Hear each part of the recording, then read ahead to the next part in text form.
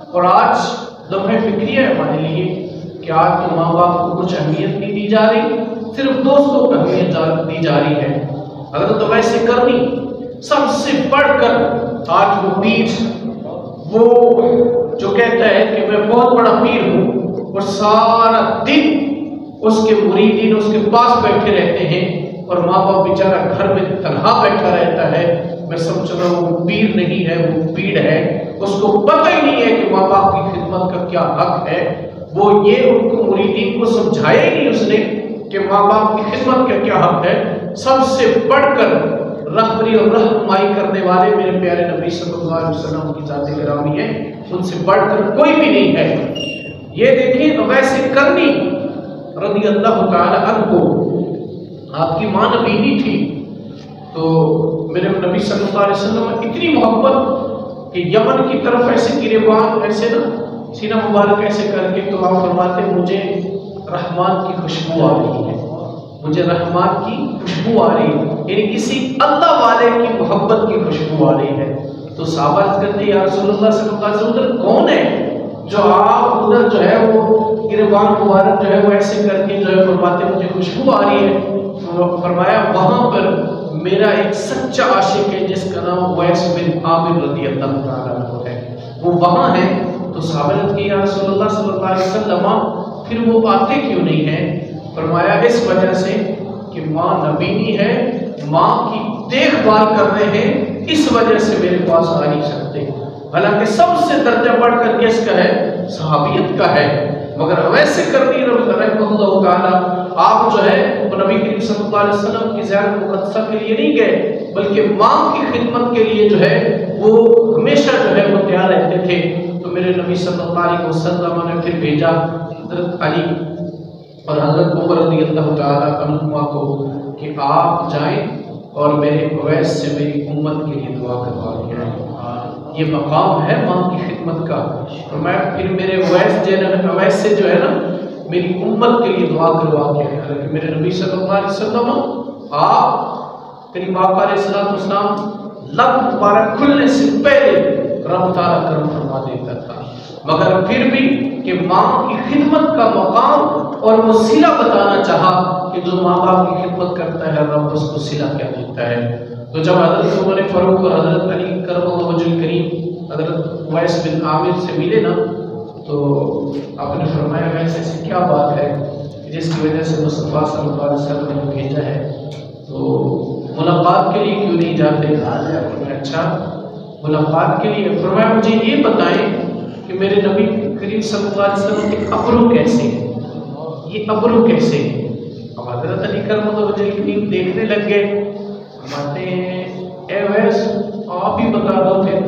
آئے جو اللہ اور اس کے رسول کی رضا کی خاطر کام کرتے ہیں نا وہ ہر وقت رسول اللہ کی کچہری میں موجود رہتے ہیں، وہ ہر وقت رسول اللہ صلی اللہ علیہ وسلم کا دیدار کرتے رہتے ہیں۔ تو ایسے کرنی رضی اللہ تعالیٰ عنہ پھر سنو میرے محبوب کے بھومے کیسے ہیں، ابر مبارک کیسے ہیں؟ فرماتے ہیں جب دور سے دیکھو تو ملے ہوئے لگتے ہیں، جب نزدیک آ کر دیکھو تو جدا جدا لگتے ہیں۔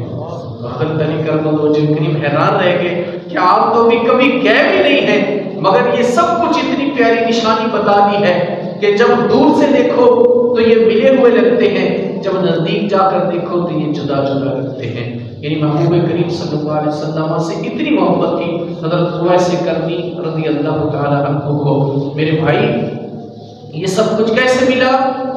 ماں کی خدمت سے۔ کیسے ملا؟ ماں کی خدمت سے۔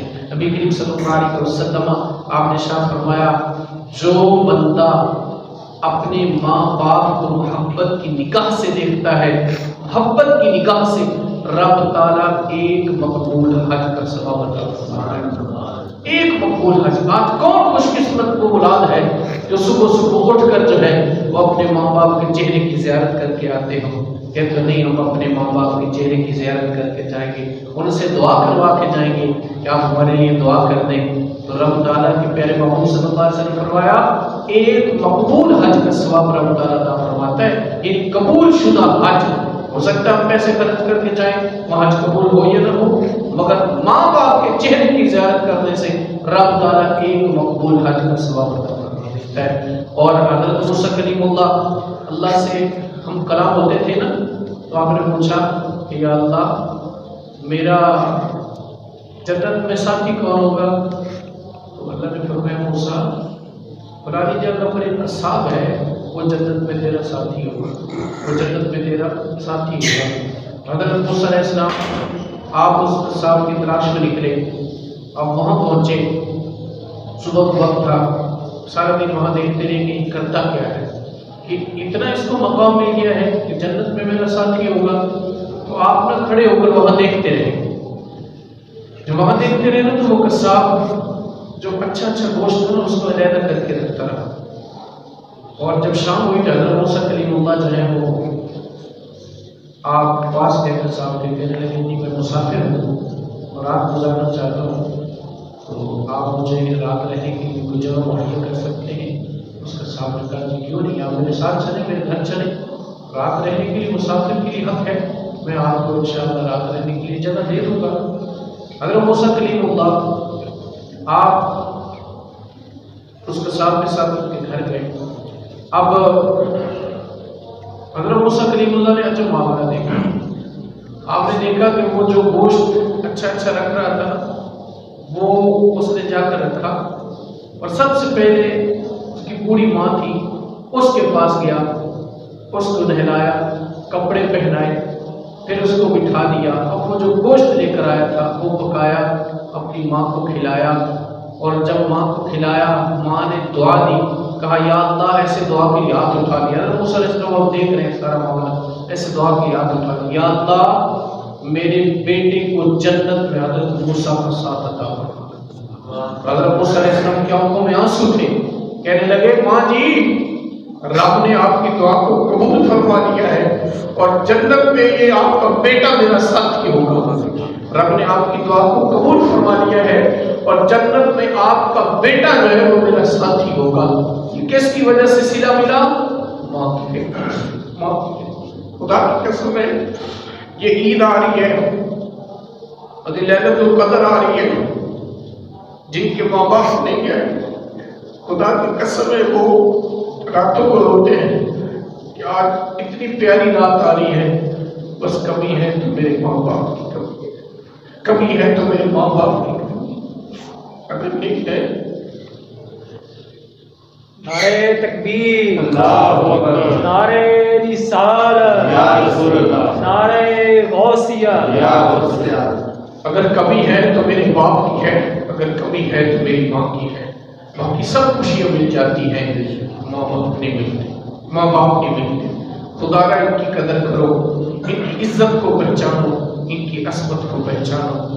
اگر جو بندہ یہ چاہتا ہے، میں وظیفہ بتاتا ہوں، آسان سا وظیفہ ہے، خدا کی قسم ہے ہر نماز میں آپ کیا کریں، بلکہ جو نماز پڑھتا ہے نا خود بخود ہی رب تعالیٰ ماں باپ کے لیے نماز کے اندر ہی دعا کروا دیتا ہے، رب اجعلنی مقیم الصلاۃ ومن ذریتی ربنا وتقبل دعا ربنا اغفر لی ولوالدی وللمؤمنین یوم یقوم الحساب۔ اب پنجگانہ نماز پڑھیں گے نا ماں باپ کے لیے خود ہی جو ہے وہ دعا ہو جائے کرے گی۔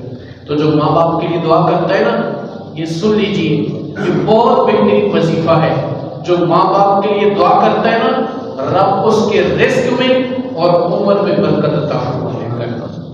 جو ماں باپ کے لیے دعا کرتا ہے یا اللہ اگر وہ اس دنیا سے چلے گئے ہیں تو ان کے گناہوں کو معاف فرما دے، ان کے درجات کو بلند فرما دینا، اگر وہ حیات ہیں تو یا اللہ ان کی زندگی دراز فرمانا، ان کے رزق میں ان کے عمر میں یا اللہ برکت عطا فرما دینا، تو رب تعالیٰ اس بندے کے رزق اور عمر میں جو ہے وہ برکت عطا فرما دیتا ہے۔ تو انشاءاللہ العزیز ہم نے اپنے ماں باپ کی خدمت کرنی ہے، ان کا خیال رکھنا ہے، جب وہ خصوصاً بڑھاپے کو پہنچ جائیں تو بے شمار قدر کریں، انتہا درجے کی قدر کریں۔